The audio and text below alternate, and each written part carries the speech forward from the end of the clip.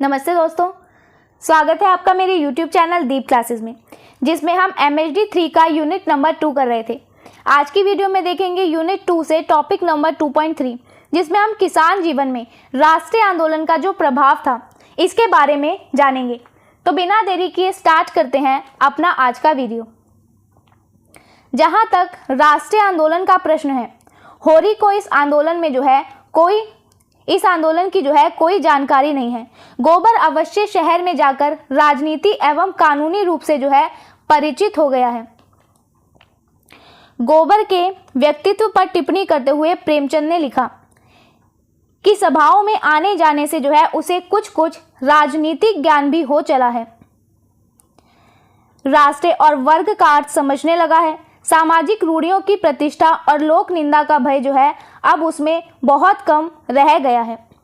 अब इतने में हमें यहाँ पे ये समझाया गया कि अगर हम देश की आज़ादी की लड़ाई की बात करें तो प्रेमचंद उपन्यास का जो मुख्य किसान पात्र है, इस किसान को ये जो बदलाव के आंदोलन थे इसके बारे में पता ही नहीं था। लेकिन जब हम होरी के बेटे गोबर को देखें तो ये गोबर क्या करता है, गांव छोड़कर शहर जाता है कमाने के लिए। वहां रहकर वो देश के शासन, राजनीति और जो अधिकार होते हैं इन सभी के नियमों को अच्छी तरीके से समझने लगता है। इसके बाद बदलते हुए स्वभाव के बारे में प्रेमचंद ने यहाँ पे बताया कि गोबर के स्वभाव में क्या बदलाव आता है। शहर की बड़ी बड़ी बैठकों और चर्चाओं में शामिल होने के कारण अब गोबर वो देश दुनिया की राजनीतिक समझ और परिस्थितियों का जो बोध है वो गोबर करने लगता है। अब वो यह जानने लगा है कि देश क्या होता है और समाज के अमीर गरीबों के अलग अलग समूह क्या होते हैं। यही वजह है कि समाज की पुरानी ढकियानुसी बातों की इज्जत करना या लोग क्या कहेंगे, इस बात का डर ये गोबर के मन से अब बिल्कुल ही गायब हो चुका है। आए दिन पंचायतों ने उसे निसंकोच बना दिया है। जिस बात के पीछे वह यहाँ घर से दूर मुंह छिपाए पड़ा हुआ है उसी तरह थी, बल्कि उससे भी कहीं निंदास्पद बातें यहाँ नित्य हुआ करती और कोई वो भागता नहीं। यहाँ पे बताया गया कि जो गोबर है वो शहर में हर रोज होने वाले जो विवाद थे और जो फैसले थे इनको देखकर बहुत ही बेबाक हो गया था। जिस गलती या सामाजिक डर के कारण वो अपने घर से भागकर यहाँ पर छिपकर रह रहा था शहर में, वैसी बातें तो शहर में वो रोजाना आम तौर पर होती थी और यहाँ उनके डर से कोई भी अपना घर छोड़ता नहीं था। तो ये सब बातें गोबर ने जानी जब वो शहर में जाकर रहने लगा। इसी तरह से होली के अवसर पर गोबर जब गांव में आता है तब मुखियों का मखौल वो उड़ाता है। तब होली सोचता है लड़के की अक्ल जैसे खुल गई है, कैसी बेलाग वो बात करता है। यहाँ पे एक प्रसंग बताया गया है। प्रसंग ये था कि एक बार क्या होता है, गोबर वापस आता है अपने गांव में और वहां के बड़े बड़े जो चौधरी थे या जो प्रभावशाली लोग थे उनकी गलत बातों का गोबर मजाक उड़ाने लगता है।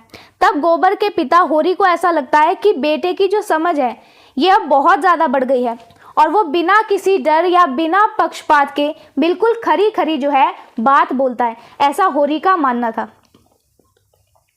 मुखियों को हत्यारे बताते हुए धनिया उन पर टिप्पणी करती है। अब वो टिप्पणी करते हुए क्या कह रही है कि उस पर सुराज चाहिए, जेल जाने से सुराज ना मिलेगा, सुराज मिलेगा धर्म से, न्याय से। अब क्या हुआ कि गांव के इन शोषक और निर्दयी रसूखदारों को अत्याचारी बताते हुए गोबर की माँ जो धनिया थी वो ये कहती है कि जो लोग अपने ही जुल्म ढाते हैं, अपनों पर ही जुल्म ढाते हैं, वो देश की आज़ादी की बड़ी बड़ी बातें करते फिरते हैं। धनिया साफ शब्दों में कहती है कि केवल अंग्रेजों की जेलों में बंद होने से सच्चा स्वराज या अपनी सरकार वो नहीं जाएगी।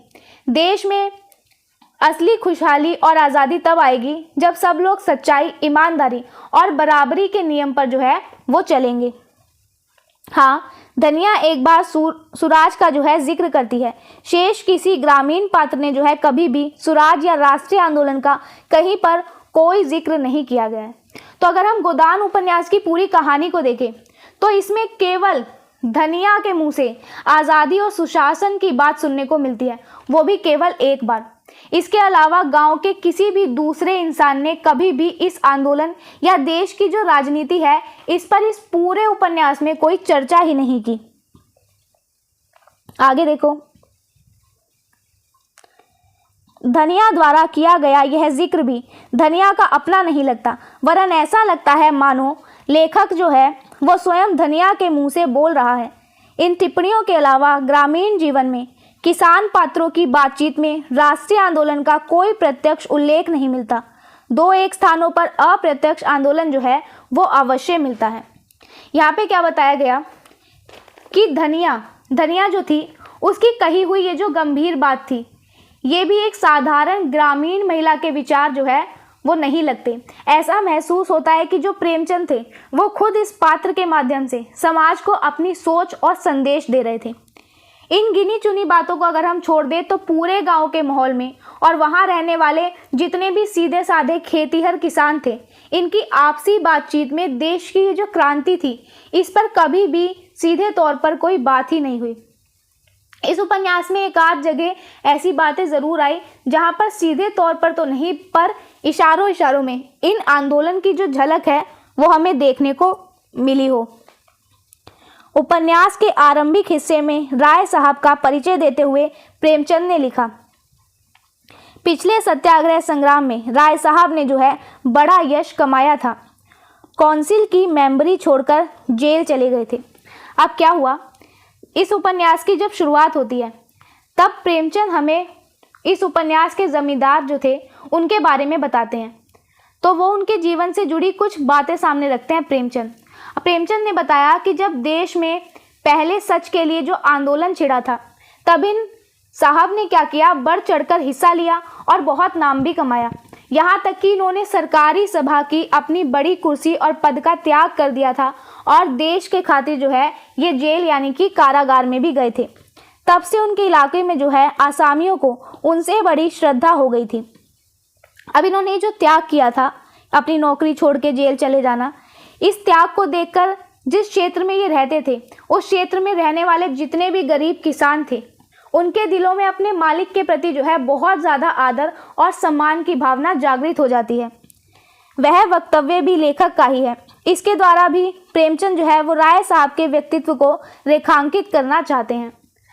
अब यहाँ पे ये बताया गया कि ये जो विवरण हमें दिया गया यहाँ पे, इस विवरण के जरिए हमें उस जमींदार के ऊंचे और असरदार चरित्र की खूबियों का खास तौर पर देखने के लिए प्रेमचंद ने जो है इनके बारे में हमें बताया कि हम इनकी खूबियों के बारे में जान सकें।